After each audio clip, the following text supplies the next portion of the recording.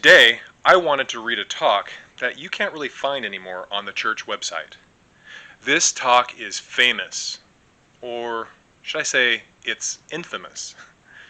I remember the church used to have pamphlets that would be handed out by bishops or mission presidents to wayward young men.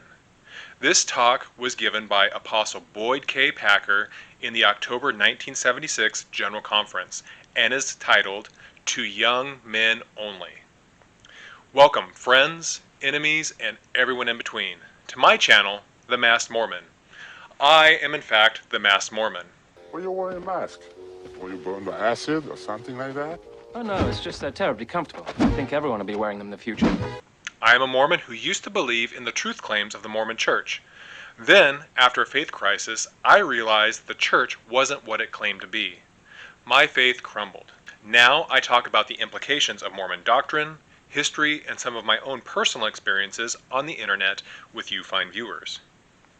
Those of you who don't know about this talk are in for quite a ride. I remember the substance of this talk being a constant topic of conversation in my student wards at BYU. I hope you don't mind if I get a little more personal than I usually do in some of my other videos. But let's get into it. I don't know, should I try to do it in Packer's voice? To young men only. There are present in this priesthood Never mind. I think that's going to get old really fast, and I think it's going to be hard in my voice. So I'm not going to do that. Getting into the talk. There are present in this priesthood session only brethren. I approach a subject that could not appropriately be discussed if there were others present. I have prayed fervently for inspiration as I speak to the young men of the Aaronic priesthood age, to young men only. Ooh, my interest is piqued. What could be so important that he'd want to talk to only young men in the presence of their fathers? I wish to discuss a subject that fathers should discuss with their sons, because some young men do not have fathers, and because some fathers, and some bishops, do not know how to proceed. I approach a very personal subject, one that is important to every young man. Ooh, laying on the guilt pretty thick, I see, huh, Elder Packer? You have been given a mortal body with which to experience earth life. Through it, you will be tested. Your body is the instrument of your mind and the foundation of your character. It has within it the powers with which, if properly used, will contribute greatly to your exaltation. If you use this gift worthily, it will serve you throughout all eternity. Never be ashamed of your body. No two are just alike. Some young men worry because they think their body is not well proportioned. They think they are too short or too tall, too stout, too thin, or too something else. Physical proportions need have little to do with success, particularly spiritual success. Be grateful for your body. Strive to keep it healthy through proper nourishment, rest, and exercise. Develop your body to full and useful capacity. Develop manly stamina and control. Take nothing into your body that would harm it. Do not use tobacco, alcohol, drugs, or any other harmful substance. A young man should learn to rule his body. Like his temper, he should keep it always under complete control. That sometimes is not easy to do. Wow. That sounds pretty positive, right? But in my experience in the church, you always have to wait for the other shoe to drop when general authorities start saying things like this. And here it is. Within your body, you have the power of creation. You will one day find a mate and desire greatly to express your full love with her. The righteous expression of this physical love in marriage is approved of the Lord. She then may conceive and give birth to a boy or a girl, a baby of whom you will be the father. Giggity. All right. Sorry. This is a sacred power. The Lord has commanded that you use it only with one to whom you are legally and lawfully wedded. He has decreed serious penalties indeed for the misuse of it. This power begins early in life, with some when you are hardly in your teens. This has a purpose, for with this power come the attributes of manhood. You notice changes in your stature and in your voice. A beard and other masculine characteristics become part of your nature. Your feelings also change. This physical power will influence you emotionally and spiritually as well. It begins to shape and fit you to look and feel and to be what you need to be as a father. Ambition, courage, physical and emotional and spiritual strength become part of you because you are a man. You become very interested in young women and want to be with them. This is as it should be. This power of creation affects your life several years before you should express it fully. You must always guard the power with manly wisdom. You must wait until the time of your marriage to use it. Now, what on earth could he be talking about? It can't just be sex he's referring to, right? Ah, I get it. He must be talking about masturbation. Let's see. During that waiting, what do you do with these desires? My boy, you are to control them.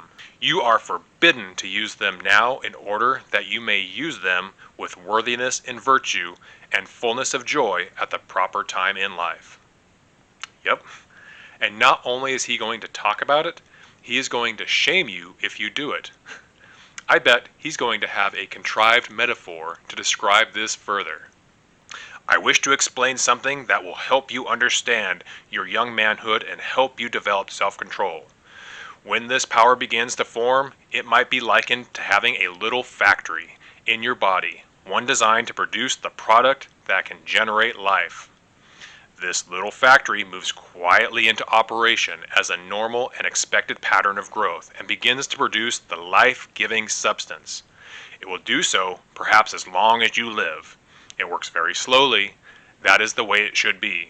For the most part, unless you tamper with it, you will hardly be aware that it is working at all. As you move closer to manhood, this little factory will sometimes produce an oversupply of this substance. The Lord has provided a way for that to be released. It will happen without any help or any resistance from you. Perhaps one night you will have a dream. In the course of it, the release valve that controls the factory will open and release all that is excess.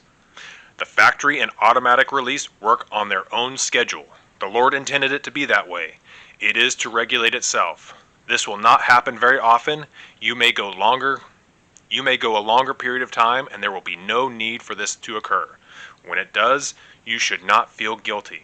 It is the nature of young manhood and it is part of becoming a man.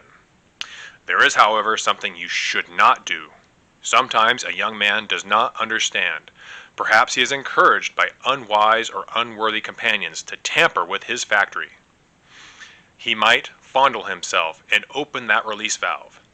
This you should not do, for if you do that, the little factory will speed up. You will then be tempted again and again to release it. You can quickly be subjected to a habit, one that is not worthy, one that will leave you feeling depressed and feeling guilty. Resist that temptation. Do not be guilty of tampering or playing with this sacred power of creation. Keep it in reserve for the time when it can be righteously employed. So, the testicles are the little factory producing the splooge of life. The seeds of life. Look, first of all, this is a wholly unhealthy way to be dealing with a perfectly natural and formative action. Most people discover masturbation on their own without any outside influence. Elder Packer is at first telling these young men about things that their body does naturally, producing semen, nocturnal emissions, aka wet dreams. Then he makes a turn and lays on the guilt if these young men tamper with their little factories. He uses loaded language, temptation, guilty, tamper, habit, etc. He also inaccurately tells these young men that if they activate their factories prematurely, they will speed up, whatever that means. Men produce some 300 million sperm a day. That's almost the population of the United States. And sperm quality and concentrations are maintained even with daily ejaculation. Though there should be no shame in it, culture and religions all over can still make masturbation a shameful thing. If I can get a little personal, I discovered masturbation in 5th grade. The first time it happened, I was surprised. What the hell was that? But quickly, I realized that it was something that people didn't talk about. Kids sometimes talk about dirty things, and I realized early that if I didn't want to be made fun of, I shouldn't talk about it. When I was in 7th and 8th grade, I started reading the Bible, and there were some stories in the Old Testament that seemed to suggest that masturbation was something to be ashamed of. This was before I ever joined the church, so it doesn't really require church to heap on guilt about masturbation. It just kind of seems to come with religion in general. So I felt guilty, and I decided perhaps that I should stop. So for years, I abstained.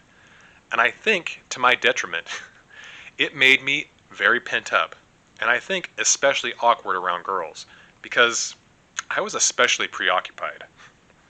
But back to the talk. One of you has perhaps not fully understood until now. Perhaps your father didn't talk to you. You may already have been guilty of tampering with these powers. You may even have developed a habit. What do you do then? First, I want you to know this. If you are struggling with this temptation and perhaps you have not quite been able to resist, the Lord still loves you. It is not anything so wicked, nor is it a transgression so great that the Lord would reject you because of it. But it can quickly lead to that kind of transgression.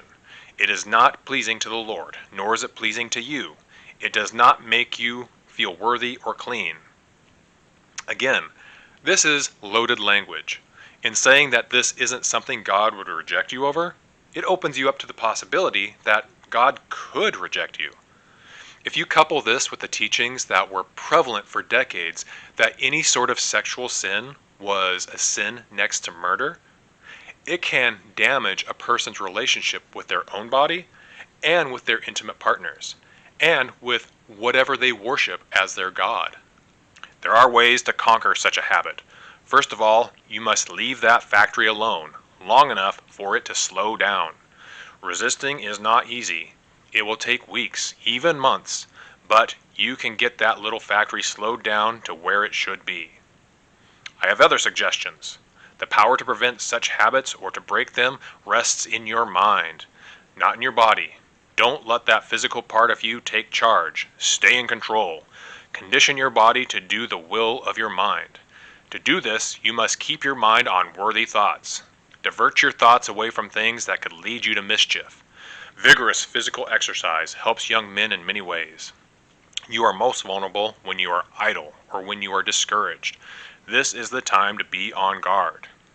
Now, I can tell you that being preoccupied by masturbation and so-called dirty thoughts makes you think about it even more. Also, from personal experience, vigorous exercise does not change this urge. In fact, it can make it even more potent. Building your muscle and fitness level increases hormonal release and response. From a male perspective, more testosterone makes these urges stronger. On the other hand, if you are unhealthy, unfit, or have a hormonal issue, then yes, your desire can decrease, and things like masturbation start to become a non-issue. The general authorities of the church are of advanced years, and unless they took concerted effort to maintain their health and hormonal response, then their desire can naturally start to decline. And they seem to forget what it's like to be a younger man with a strong libido. I know a way to keep your thoughts worthy. It has helped me, and I explained it on one occasion in a general conference talk. Let me repeat it to you. Perhaps the greatest challenge to people of any age, particularly young people, and the most difficult thing you will face in mortal life is to learn to control your thoughts. As a man thinketh in his heart, so is he. One who can control his thoughts has conquered himself. When I was about 10 years old, we lived in a home surrounded by an orchard. There never seemed to be enough water for the trees. The ditches, always fresh plowed in the spring, would soon be filled with weeds. One day, in charge of the irrigating turn, I found myself in trouble. As the water moved down the rows, choked the weeds, it would flood in every direction. I raced through the puddles, trying to build up a bank. As soon as I had one break patched up, there would be another. A neighbor came through the orchard. He watched for a moment, and then, with a few vigorous strokes of the shovel, he cleared the ditch bottom and allowed the water course through the channel he had made. "If you want the water to stay in its course, you'll have to make a place for it to go," he said. "I have come to know that thoughts, like water, will stay on course if we make a place for them to go. Otherwise, our thoughts follow the course of least resistance, always seeking the lower levels." I had been told 100 times or more as I grew up that thoughts must be controlled, but no one told me how. I want to tell you young people about one way you can learn to control your thoughts, and it has to do with music. The mind is like a stage. Except when we are asleep, the curtain is always up. There is always some act being performed on that stage. It may be a comedy, a tragedy, interesting or dull, good or bad, but always there is some act playing out on the stage of the mind. Have you noticed that without any real intent on your part, in the middle of almost any performance, a shady little thought might creep in from the wings and attract your attention? These delinquent thoughts will try to upstage everybody. If you permit them to go on, all thoughts of any virtue will leave the stage. You will be left, because you consented to it, to the influence of unrighteous thoughts. Now, I have previously talked about how thought crime is a thing in the Mormon Church. A preoccupation with bad thoughts, Satan, and evil spirits all of a sudden turns fleeting thoughts into a moral panic. In Mormonism, things like masturbation or porn use become a hyper-focus, and any amount of self-love or porn viewing is seen as an addiction. And people that admit to it to their bishops will often be referred to the church's addiction recovery program. However, research has shown that belief that masturbation is harmful is more harmful than the act itself, especially when tied to religious or personal beliefs. If you yield to them, they will enact for you on the stage of your mind anything to the limits of your toleration. They may enact a theme of bitterness, jealousy, or hatred. It may be vulgar, immoral, even depraved. When they have the stage, if you let them, they will devise the most clever persuasions to hold your attention. They can make it interesting, all right, even convince you that it is innocent, for they are but thoughts. What you do at the time like that, when the stage of your mind is commandeered by the imps of unclean thinking, whether they be the gray ones that seem almost clean or the filthy ones which leave no room for doubt, if you can control your thoughts, you can overcome habits, even degrading personal habits. If you can learn to master them, you will have a happy life. Now, a preoccupation with a thing will make you dwell on the thing even more. Mormonism wants to control the bodies of its young men and women. If it can control their sexuality, then it controls a very fundamental piece of who they are and how they view themselves. Sexual desires and drives are fundamental to almost all people. But if an organization can make you feel guilty for having these feelings and control how you experience them, then it controls a very fundamental part of that person.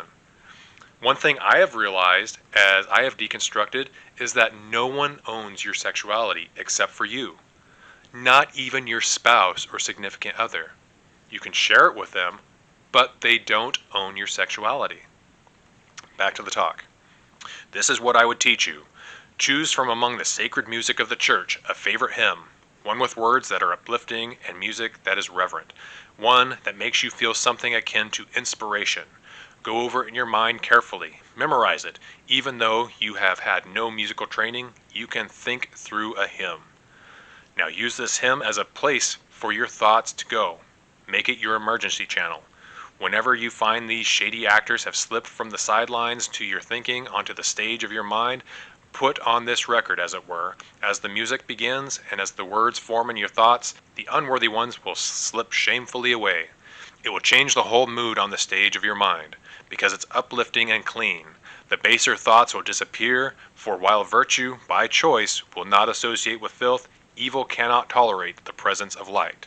In due time, you will find yourself on occasion humming the music inwardly. As you retrace your thoughts, you will discover some influence from the world about you, encouraged an unworthy thought to move onto the stage of your mind, and the music almost automatically begin. Once you learn to clear the stage of your mind of unworthy thoughts, keep it busy with learning worthwhile things. Change your environment so that you have things about you that will inspire good and uplifting thoughts. Keep busy with things that are righteous.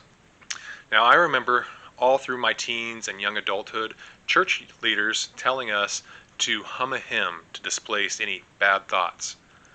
Mormonism has this uncanny ability to try to keep your mind occupied and busy. It's hard to be mindful or even get to know yourself because you have to keep on guard for potentially bad thoughts at all times. You have to constantly be busy with thoughts and activities, so you really don't have time to stop and think. Another thing that will help prevent and to overcome such habits, at times of special temptation, skip a meal or two. We call that fasting. You know, it has a powerful effect upon you physically. It diverts some of that physical energy to more ordinary needs. It tempers desire and reduces the temptation. Fasting will help you greatly. In the scriptures, fasting and prayer are generally mentioned together. Prayer is a powerful instrument to bless young men. If a missionary, for instance, indulges in these unworthy practices, the Spirit of the Lord will leave him. When he is prayerful and will fast, the Spirit of the Lord sustains him.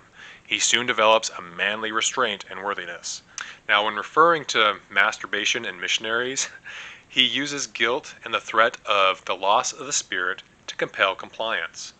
I have even heard that some missionaries will go so far as to putting a picture of Jesus or of general authorities in the shower to try to prevent them from having a moment with themselves in the shower. Fortunately for me, both of my mission presidents never brought up masturbation. Though I would have been honest in my denials if I was asked about it, I abstained for the entirety of my mission. A rare feat, I'm sure. Resist those temptations. Do not tamper with your body. If you have already, cease to do it. Now. Put it away and overcome it. The signal of worthy manhood is self-control. This power is ordained for the begetting of life and is a binding tie in the marriage covenant. It is not to be misused. It is not to be used prematurely. It is to be known between husband and wife and in no other way. If you misuse it, you will be sorry. Now, as much as Mormonism emphasizes the importance of gaining a body in its plan of salvation, a person never really owns their own body. It is a great irony that the church that was founded by a man who had dalliances with over 30 women emphasizes such an ascetic and austere existence for its members. Now a warning. I am hesitant to even mention it, for it is not pleasant. It must be labeled as a major transgression, but I will speak plainly. There are some circumstances in which young men may be tempted to handle one another, to have contact with another physically in unusual ways. Latter-day Saint men are not to do this.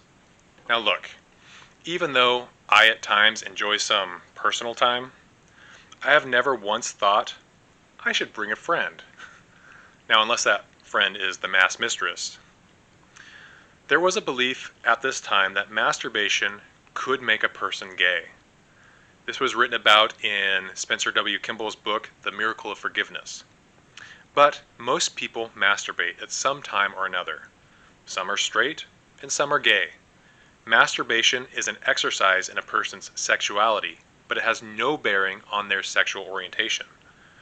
Granted, sometimes when you get boys or young men together, they can do some silly things, but that doesn't say anything about their orientation. Sometimes this begins in a moment of idle foolishness, when boys are just playing around. But it is not foolishness. It is remarkably dangerous. Such practices, however tempting, are perversion. When a young man is finding his way into manhood, such experiences can misdirect his normal desires and pervert him, not only physically, but emotionally and spiritually as well. It was intended that we use this power only with our partner in marriage. I repeat very plainly, physical mischief with another man is forbidden. It is forbidden by the Lord. There are some men who entice young men to join them in these immoral acts. If you are ever approached to participate in anything like that, it is time to vigorously resist. This reminds me of a time when I was a kid and my parents would inspect my Halloween candy for drugs that someone might have slipped to me. But then I realized Drugs are expensive. People don't just give them away, especially to children. They either use them themselves or sell it to someone with money. Gay people want to be with other gay people, just like straight people want to be with other straight people. No one is trying to slip gay to their kids in their Halloween candy. While I was in a mission, on one occasion, a missionary said he had something to confess. I was very worried because he could not get himself to tell me what he had done. After patient encouragement, he finally blurted out, "I hit my companion." "Oh, is that all?" I said in great relief. "But I floored him," he said. And after a little more, my response was, "Well, thanks. Somebody had to do it, and it wouldn't be well for a general authority to solve a problem that way. I am not recommending that course to you, but I am not omitting it. You must protect yourself." Meaning that this missionary's companion perhaps came out to him, or perhaps even made a pass at him, and he punched his companion, which is of course awful. There is a falsehood that some are born with an attraction to their own kind, with nothing that they can do about it. They are just that way, and can only yield to those desires. That is such a malicious and destructive lie. Wow, that hasn't aged well. While this is a convincing idea to some, it is of the devil. No one is locked into that kind of life. From our premortal life, we are directed into a physical body. There is no mismatching of bodies and spirits. Boys are to become men, masculine, manly men, ultimately to become husbands and fathers. No one is predestined to a perverted use of these powers. It's funny because it's tragic. This must have hit like a ton of bricks to anyone who heard this talk and who was gay, or who read this talk years later. Even those who have been drawn into wicked practices and are bound by almost unyielding habits can escape. If one of you seems trapped in that escape, go to your father or bishop, please, your parents, your bishop, the servants of the Lord. The angels of heaven and the Lord himself will help redeem you from it. Young Latter-day Saint men, do not tamper with these powers, neither with yourself alone or with one of your own kind.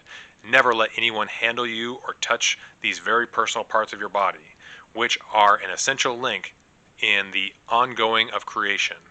Many of the world would, I am sure, be amused by this counsel. Let them be amused. Let them live by another standard, a lower one. We live by the Lord's standard, and continue to teach it. There is always this carrot and stick approach that the church uses. They will guilt you for having natural desires and drives, and then they will stroke your ego by telling you that you live by a higher standard or are more special than everyone else. It is normal and proper for a young man to become increasingly interested in young women, to begin to date, eventually to pair up. We encourage that, but be careful. Keep your relationships with young women pure and chaste. Reserve those life-giving powers for marriage. Generally, a young man is physically developed for marriage long before he is emotionally or spiritually or materially qualified for it. In due time, when all things are in balance, you will be ready. After you have kept yourself in physical control, after you are sufficiently mature emotionally and spiritually, and have some resources materially, this is the time for marriage. Then you can enter into the new and everlasting covenant. You and your sweetheart will be sealed together for time and all eternity. These sacred life-giving powers will then be released for your use. They will become a binding tie to your marriage. Through them, you will become a father. But for now, you prepare and follow the instructions in Scriptures. Be ye clean that bear the vessels of the Lord. God bless you, our young brethren, as you strive to be clean. In doing so, you will please the Lord and his prophet, of whom I bear witness in the name of Jesus Christ. Amen. Now it's funny that the church will tell its young men and women to keep themselves chaste and in control and save themselves from marriage. The messaging is that anything sexual is the sin next to murder. Young men and women are told, no, no, no. These young people receive very little, if any, sexual education. Then they get married, And all of a sudden, they are allowed to enjoy what they have been told is dangerous for their entire formative life. Young women may have problems adjusting and have sexual dysfunctions or aversions. Young men are not taught how to communicate or about consent. They know nothing about their own or their own partner's bodies, or how they work or how they respond. It isn't uncommon for frustration and resentment to build up. And even if they have kids, they still may not have the tools to understand how to satisfy each other. And they still have fear about learning about sex. There is a fear about porn and masturbation that continues long into marriage. The woman is expected to please her husband and to keep him from porn. She's always be on guard to control him. He is expected to avoid porn and masturbation and has guilt heaped upon him when he succumbs to his drives. Let me tell you, since our own faith deconstruction, it has been liberating to reclaim ownership of my own sexuality. It has been the same for my wife, the mass mistress. Instead of owning each other's sexuality, we share it with each other. We also have the added dimensionality of operating our own factories when our desires just don't match up. When life gets hectic and the other doesn't have the bandwidth for partnered sex, I can just take care of myself and then we can reconnect when things settle down. Granted, the real thing is so much better, but it takes so much of the pressure off of both of us. Women hardly get this type of messaging because there may be an assumption that women don't masturbate or they don't have those types of desires. There are so many unhealthy messages the church gives, especially in regards to sex. It really does lasting damage to people in relationships who internalize the church's messaging, just like this talk. But what are some of your thoughts? Did you ever read or listen to this talk? How did it affect you? Let me know down in the comments. And if you like what I do, please press the like button and subscribe, and I'll see you in the next video.